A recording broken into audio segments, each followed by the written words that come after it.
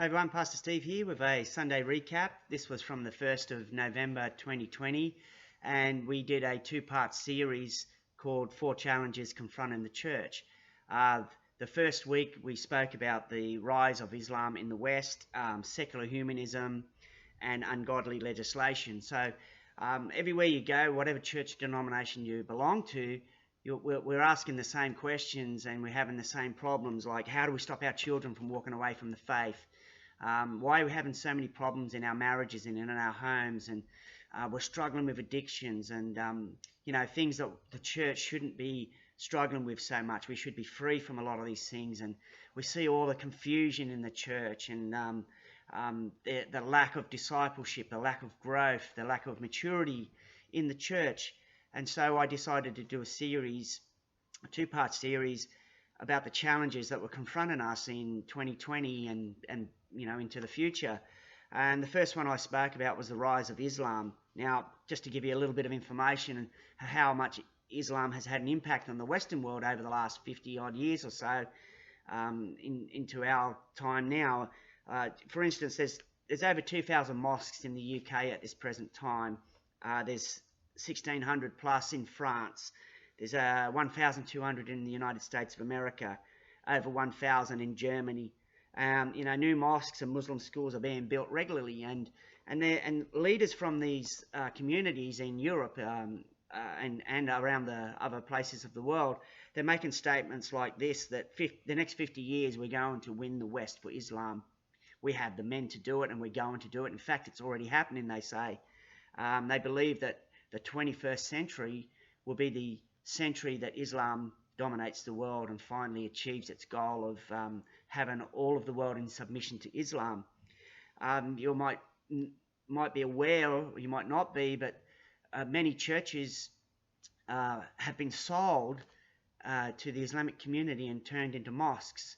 And this is a great challenge to the church. The church is struggling to win the world to its cause, to Christ, to the truth about who Jesus is.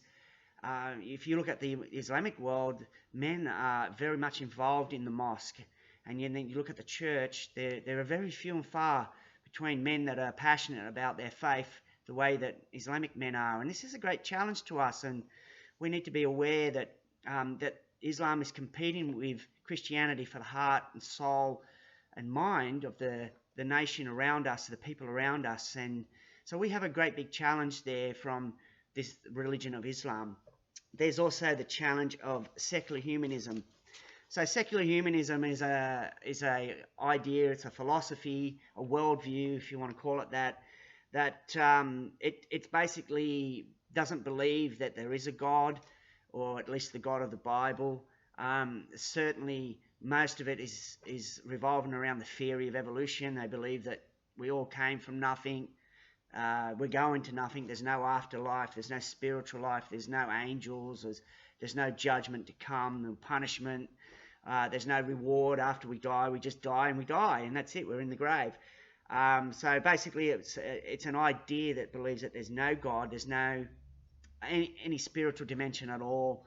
And our children and even ourselves, we're being exposed to this frequently because the education departments and the systems of education through primary right through to university have this secular humanism as part of their curriculum. Now, it may not be called that when it's being taught. Most of us have probably never even heard of the term, but the belief system of this secular humanism by default is being taught us. It's being taught in the science class, where we teach evolution in many of our science classes. In the history classes, they'll be bringing it in a history sense. It'll be trying to bring in ideas that are based on secular humanism. In the moral areas of what we decide what is right and wrong, it's definitely having a big impact on us, because we don't believe there's a God. Then the 10 Commandments are obsolete. Once upon a time, we would have all got our moral bearings from the 10 Commandments, what was right and wrong. Now, with secular humanism, there's no absolute right all the time. In other words, abortion might be wrong for this situation, but it might not be wrong for that. Having sex with someone before you're married might be wrong in that situation, but it might be okay in this one. And it causes a lot of confusion. And we're all being exposed to this way of thinking. We make up our own mind about what's right and wrong, and God, he's got nothing to do with the world anymore. If he exists, he's not telling us what's right and wrong. Man has to work it out for himself. That's what secular humanism is. And this is a massive challenge to the church, especially in the Western culture, because our culture is just been smashed with it. We wherever we go, it's had an impact on a workplace, on our schools. It's even crept into the churches in different places. There are a lot of churches today that would take more of their beliefs from secular humanism and than they would from the actual Word of God. And then there's the challenge of legislation, ungodly legislation, where laws have been changed. For instance, in the 1960s, they made a law that it was unconstitutional in America to have prayer and Bible teaching and the Ten Commandments in the school. So they basically pushed God out of the schools. And then in the 1973 case Roe versus Wade, they made it legal to have an abortion.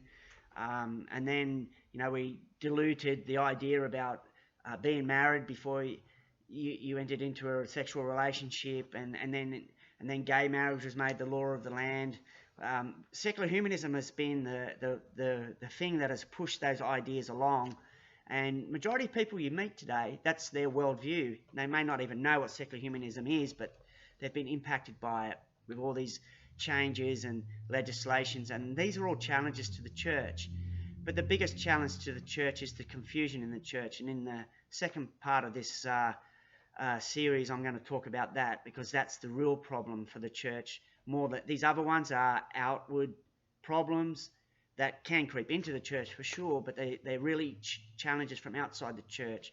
But the biggest challenge to the church, to us as Christians, comes from within the church itself, and that's confusion in the church. I'm Pastor Steve. Have a great day.